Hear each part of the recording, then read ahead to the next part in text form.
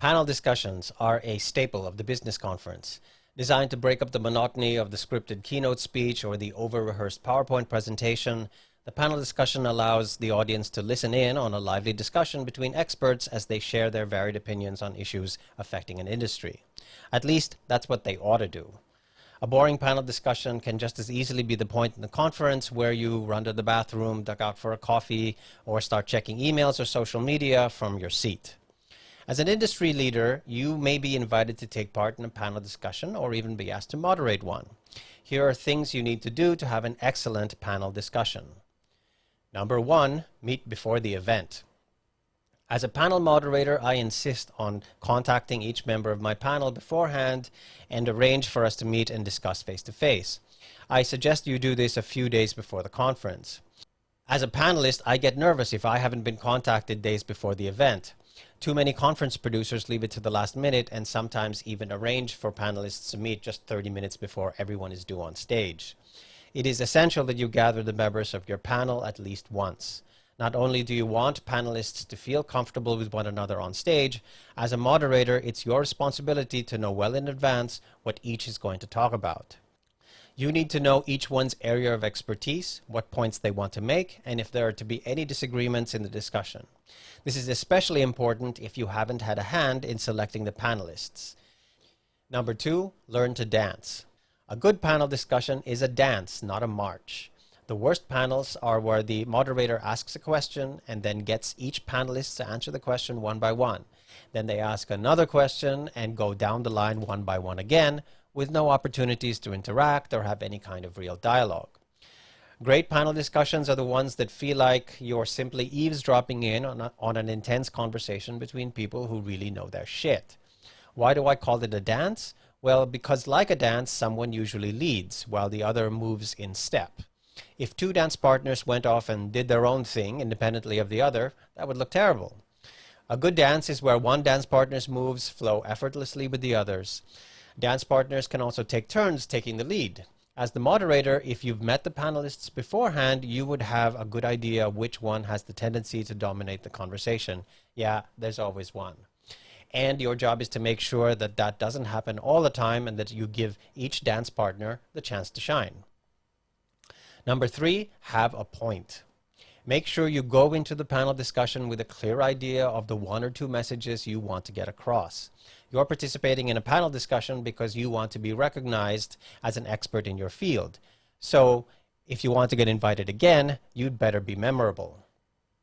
And when I say have a clear idea, I mean actually decide on the exact words to use. Practice saying them over and over out loud. Make sure the words are not only catchy, but roll off the tongue with ease. Among the current presidential candidates in the United States, I'm a big fan of the way Mayor Pete Buttigieg stays on message. Listen to how he uses his young age, 37, to talk about generational change and differentiate himself from the current U.S. president. So if you're thinking about what the world's going to look like in 2054, which is when I will be the current age of the current president, 2030, 2040, or 2054, when I get to be the same age as the president is now. And I think a lot about the way the world's going to look in 2054, when I reach the current age of the current president. In a previous video, I also talked about how stand-up comedians do this to perfect their jokes. Getting the words exactly right help you flag your key message and stand out from the crowd. Number 4, design for disagreement.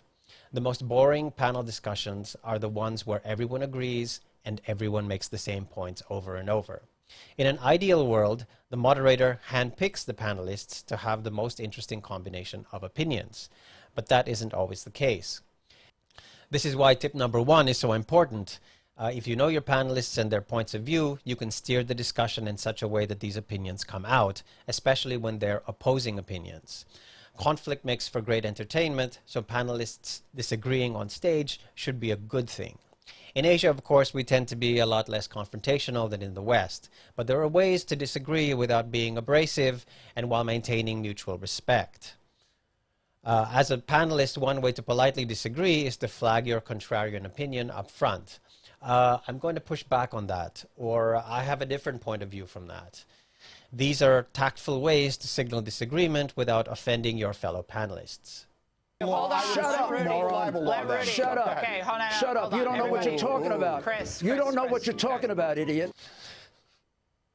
I love U.S. politics.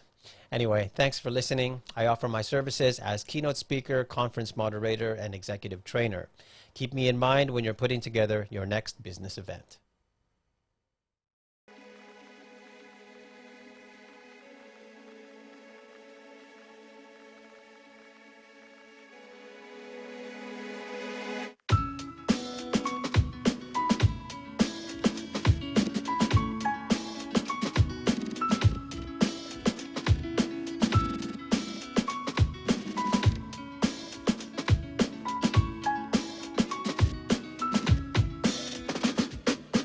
My name is Miguel Bernas. I'm VP of Marketing at MediaCorp. I say that my job is marketing, but my real job is transformation.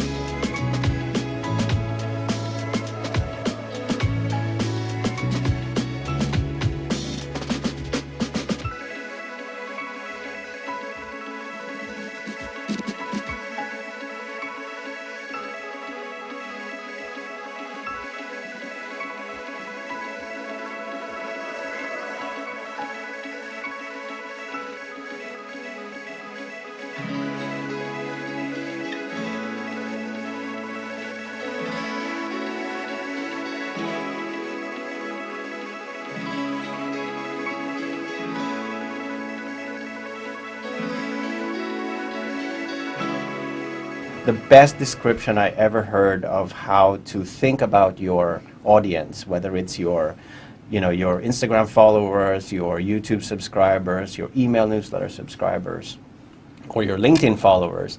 This is your pre-customer database. So they may not be customers yet today, or even tomorrow, or even next week, but when the time comes for them to need a product in your category, you're the first ones they think of because they've already got this relationship with you.